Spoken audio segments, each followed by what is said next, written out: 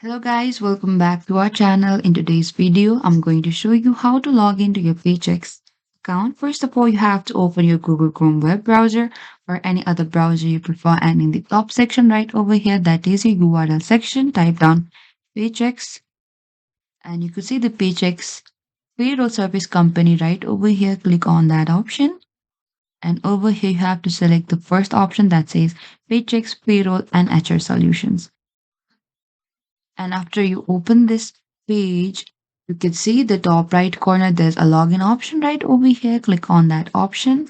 And after that, you can choose the correct login section where you want to log in. You can see the two options right over here that says Paychex Flex login or Paychex OSIS login. So as I'm going with the Paychex Flex login, and over here you are required with your username and your password. So simply type down your username as well as your password.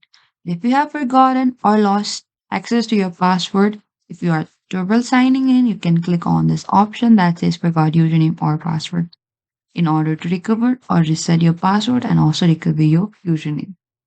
And after that, click on the sign in option in order to sign into your Paychex. And that is it, guys. This is how you can log into your Paychex account. Thank you for watching this video. I hope I could help you.